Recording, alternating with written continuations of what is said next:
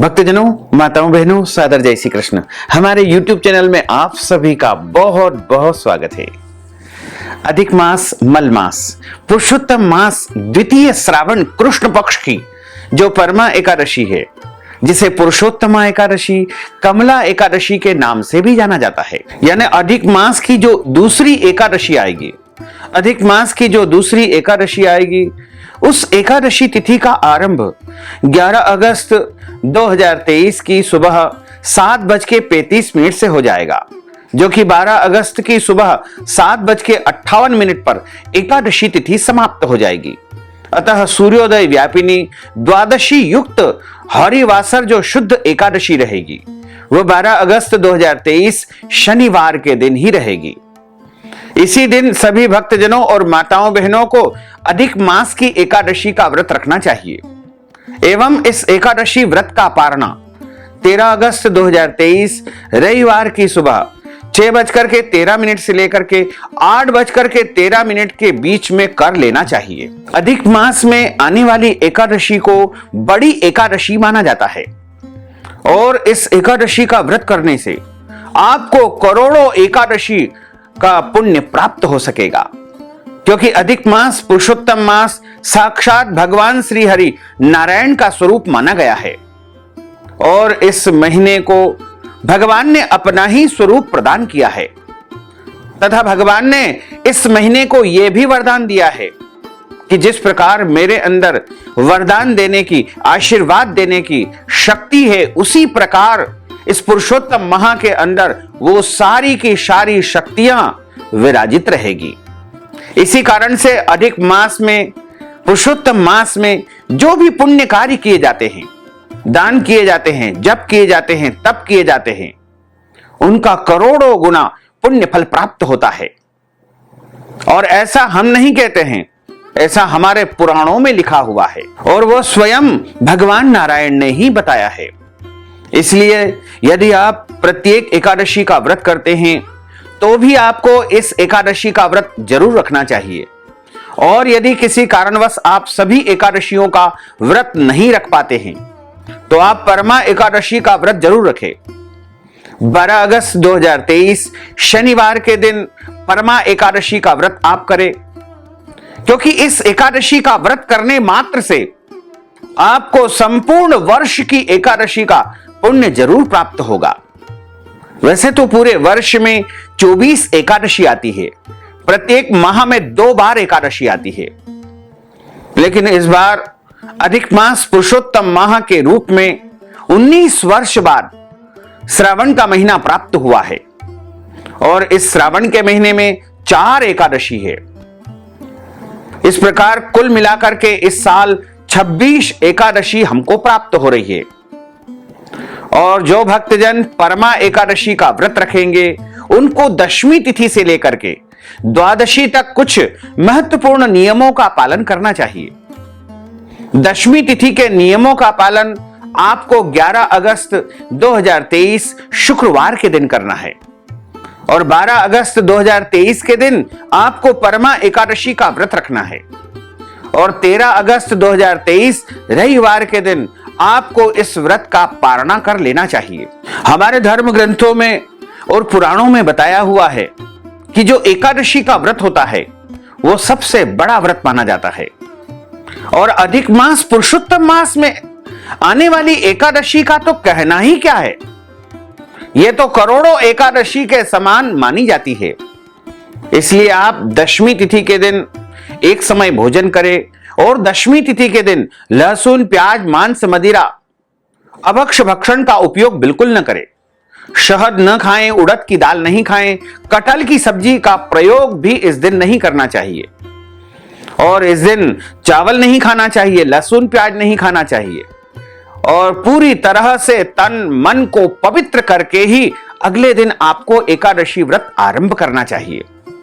दशमी के दिन ब्रह्मचर्य व्रत का पालन करें और एकादशी के दिन सुबह जल्दी उठे, ब्रह्म मुहूर्त में स्नान करें, क्योंकि एकादशी से लेकर के पूर्णिमा तक यदि आप 5 दिनों तक निरंतर पुरुषोत्तम माह के सभी नियमों का पालन करेंगे तो आप निश्चित मानिएगा कि आपको पूरे महीने का पुण्य प्राप्त हो सकेगा।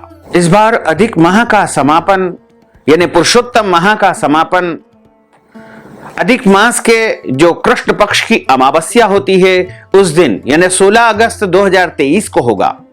इसलिए जो अधिक मास पुरुषोत्तम माह के अंतिम 5 दिन होते हैं वो पूरे पुरुषोत्तम माह के अधिक मास के पुण्य देने वाले माने गए हैं। और इन 5 दिनों में प्रत्येक भक्त को, चाहे वो किसी भी जाति का हो, किसी भी धर्म का हो, किसी भी पंथ का हो, उसको इन 5 दिनों के नियमों का पालन जरूर करना चाहिए। यदि आप अपने जीवन में अद्भुत परिवर्तन करना चाहते हैं, अपने करोड़ों जन्मों के पाप नष्ट करना चाहते हैं और करोड़ों जन्मों के पुण्य को यदि आप प्राप्त करना चाहते हैं, अपने जीवन में उन्नति और प्रगति चाहते हैं, अपना भाग्योदय चाहते हैं, अपनी किस्मत बदलना चाहते हैं, तो आपको 12 अगस्त 2023 से लेकर के 16 अगस्त तक कुछ महत्वपूर्ण नियमों का पालन जरूर करना चाहिए। जैसे 12 अगस्त के दिन आप जो नियम आरंभ करेंगे वो 16 अगस्त तक आपको निरंतर पालन करना है। आप सुबह सबसे पहला नियम है ब्रह्म मुहूर्त में उठ करके स्नान करें, यानी सूर्योदय से 2 घंटे के अंदर पहले पहले आपको स्नान कर लेना चाहिए। सुबह 4 बजे से लेकर के 6 बजे तक आपको स्नान करना है और स्नान करने के बाद एक तांबे के लोटे में जल लेकर के और उसमें लाल फूल या अक्षत डाल करके भगवान सूर्यदेव को जल अर्पण करें। पूर्व दिशा में मुंह करके, चाहे सूर्योदय हुआ हो या न हुआ हो, आप पूर्व दिशा की तरफ मुंह करके भगवान सूर्य को जल देवे और उसके बाद उसी पात्र से, उसी लोटे से आकाश मंडल की तरफ मुंह करते हुए तारों का ध्यान करते हुए, चाहे तारे आपको दिखे या न दिखे, आप तारों को अर्घ दे यानी तारों को जल प्रदान करें। जिस प्रकार हम सूर्य भगवान को जल अर्पण करते हैं उसी प्रकार से तारों को भी अर्घ देना चाहिए। और उसके बाद आप सबसे पहला काम तुलसी जी के पूजन का करें, क्योंकि पुरुषोत्तम माह में तुलसी जी का पूजन जरूर करना चाहिए। तुलसी जी के यहां पूजन करके एक दीपक लगाएं, अपने देवी देवताओं का पूजन करें और देवी देवताओं के यहां भी शुद्ध घी का दीपक जलाएं। मुख्य द्वार के बाहर दाहिने हाथ की तरफ, जब हम घर के बाहर निकलते हैं अपने मेन गेट से, तब सीधे हाथ की तरफ जो जगह होती है मुख्य द्वार से थोड़ा सा हट करके भी आप इसको लगा सकते हैं। एक आटे का दीपक तैयार करें, चौमुखा दीपक, उसमें 4 बत्तियां रहेगी, उसमें भी आपको शुद्ध घी का ही प्रयोग करना चाहिए। पुरुषोत्तम माह में जो आप दीप दान करें उनमें शुद्ध घी का यदि आप उपयोग करेंगे तो अति उत्तम रहेगा। और यदि आप तेल का उपयोग करना चाहते हैं तो तिल का तेल आपको उपयोग करना चाहिए। और एक दीपक आप तुलसी जी के यहां जलाएं, एक दीपक गौशाला में गौ माता के निमित्त जलाएं और एक दीपक पीपल के पेड़ के पास जलाएं और एक दीपक आपको शिवालय में, देवालय में, मंदिर में जाकर के लगाना चाहिए तथा एक दीपक आंवले के वृक्ष के समीप जरूर लगाना चाहिए। और ध्यान रखने वाली बात यह है कि यदि इन 5 दिनों तक आप निरंतर प्रतिदिन जाकर के आंवला वृक्ष का पूजन करेंगे तो आप निश्चित मानिएगा कि आप साक्षात नारायण का पूजन कर लेंगे, क्योंकि 5 दिनों तक जो मनुष्य आंवला का पूजन करेगा उसको साक्षात लक्ष्मी नारायण के पूजन का पुण्य प्राप्त होगा। और दीपदान के बाद में आपको मालपुआ दान करने का भी विधान जो पहले हम बता चुके हैं। वैसे तो धर्म ग्रंथों और पुराणों में 33 मालपुआ दान का महत्व बताया गया है। जो मनुष्य मालपुआ का दान करता है उसको कभी भी नरक का दर्शन नहीं करना पड़ता है। यानी कितने ही पाप कर ले, कितनी ही गलतियां वो इंसान कर ले, तब भी उसको नरक नहीं मिलेगा। यदि उसने पूरी श्रद्धा और भक्ति के साथ में इन 5 दिनों तक लगातार मालपुआ का दान कर लिया तो निश्चित मानिएगा कि उसके करोड़ों जन्मों के पाप नष्ट हो जाएंगे। 30 दिनों के 30 मालपुआ होते हैं और 3 मालपुआ जो कि विशेष दोषों के समन के लिए हमारे शास्त्रों में बताए गए हैं। और यदि संभव हो तो निरंतर 5 दिनों तक अपने घर ब्राह्मण देवता को बुला करके उनको भोजन करवाएं, वस्त्र दान करें, अन्नदान करें, गोदान करें, यानी अधिक से अधिक पुण्य कर्म इन 5 दिनों तक हमको निरंतर करना चाहिए। लेकिन ध्यान रखें, जिस प्रकार हमारे पुण्यों में करोड़ों गुना वृद्धि होगी, उसी प्रकार यदि हम कोई गलत कर्म करेंगे, पाप कर्म करेंगे, अनैतिक कर्म करेंगे, तो वो भी करोड़ों गुना ही हमको फल देंगे। इसलिए इन 5 दिनों तक आप किसी भी प्रकार की जाने अनजाने में कोई भी गलती बिल्कुल न करें। इन 5 दिनों तक दाढ़ी कटिंग शेविंग न करवाएं और इन 5 दिनों तक शाम के समय भोजन करें। दिन में आप व्रत रखें, चाहे तो आप फलाहार कर सकते हैं, लेकिन सूर्यास्त के बाद शाम के समय ही आपको भोजन करना चाहिए।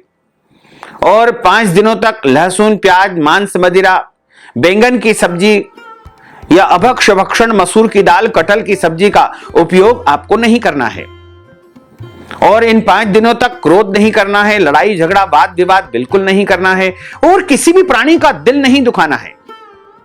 सभी का आदर करें, सत्कार करें, सम्मान करें, सभी से प्रेम का व्यवहार करें और प्रतिदिन आप अधिक से अधिक पुण्य कर्म करें, तो निश्चित तौर से आपको पुरुषोत्तम माह अधिक मास का पूरा पूरा पुण्य लाभ प्राप्त हो सकेगा।